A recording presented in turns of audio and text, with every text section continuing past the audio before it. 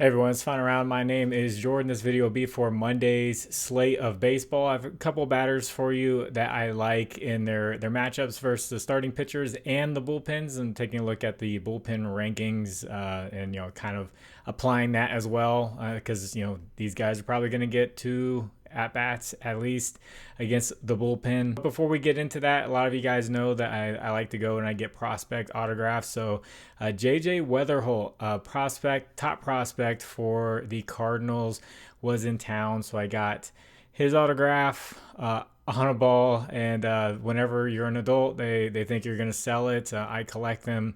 So they ask you for your name and they put your name on it, and he autographed right over it. But he's still really good, and probably I'm hearing rumors that he'll be called up soon. Like he's destroying AAA right now. Really like that I got this autograph. I think he's going to be a great player. But let's get into this for Monday. You will see images that come up on the screen right there. That's from a data app called Outlier. There'll be a link in the description for a 7-day free trial for Outlier. And if you haven't watched my baseball videos before, I'm going to give a breakdown of the pitcher first, and I'm going to give a breakdown of the batter, and pretty much give you the probabilities of different types of props, and I'll spotlight some things that I see in the data to kind of guide you, but really you can do whatever you want with it. I'm just projecting the guy to have a good game, at least a hit, but definitely we don't want just a hit. We want the hits, runs, RBIs, we want total bases and all that stuff. So the first pitcher I'm going to target is going to be a Colorado pitcher. They're back in Colorado going up against the Dodgers.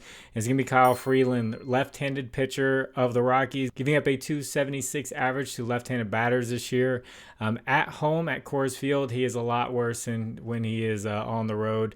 A 348 average at home, and Coors Field is the most hitter-friendly ballpark there is.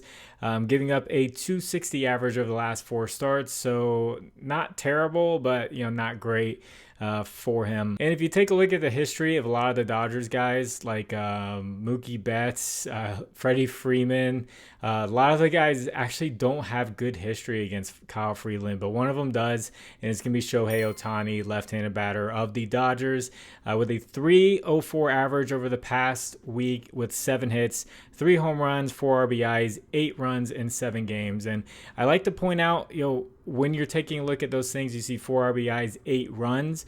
Keep an eye out for the run prop. It could be something you want to parlay instead of his hit, because his hit payout is awful. You're gonna probably have to take like 2 hits if you want to go with a hit. So 8 runs in the last 7 games compared to like 4 RBIs or home run, obviously, is going to be something we're going to talk about here in a second. So played at Coors Field earlier this year. In 3 games, he hit 2 home runs. Did not face Kyle Freeland in that series, but historically against Kyle Freeland, he has 6 at-bats, 4 hits, 1 for a single, 1 for a double, and 2 for home runs. And the Rockies bullpen is the worst bullpen in baseball when it comes to ERA, measured by ERA, and that's probably due to the ballpark and everything. So going to get a couple at-bats against a guy who he has been hot against. He has been hot recently. And a bullpen that just gives up a lot of home runs and everything. So AI is giving him an 84% chance for a hit, 60% chance for 2+ total bases, 48% chance for a run. I put that in there just because I knew I was going to mention the run. 81% chance for 2+ hits, runs, and RBIs, and then 26% chance for a home run. So I do like him to get a home run in this game. Before I get into this next batter, if you guys could please like the video. If you haven't, please subscribe to the channel. If you have a little bit of extra time, you should leave a comment for the algorithm. You just say anything that helps get this video out there for more people to see. And also, if you do well with these videos and you feel like giving back, I have my Cash App and Venmo in the description. Thank you to anyone who does send something back. I really appreciate it. Some people have lately, and it feels good whenever people win. It's kind of like you got to earn it. And then this next matchup is going to be Victor Maderos of the Angels, right-handed pitcher. He's the starter. I read into him, and he was a mid-tier prospect last year. Has the tools and everything. Doesn't have great control. He walks a batter pretty much every inning. Almost every inning he's walking a batter. So you could take some Reds players for walks. But he's been up and down with the minor leagues and pitched just 3 times in the MLB. In really short stints, like a 1-inning game, a 3-inning game, and then his last outing was versus the Dodgers. He pitched 4 innings and gave up 3 earned runs. In that small sample size, he's giving up a 300 average to right-handed batters. So we're gonna see him for a short amount of time, and then we're gonna see the Angels bullpen.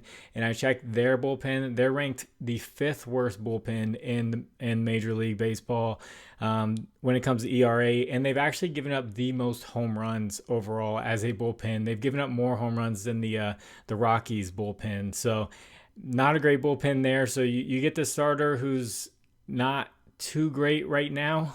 Maybe he'll figure it out later in his career.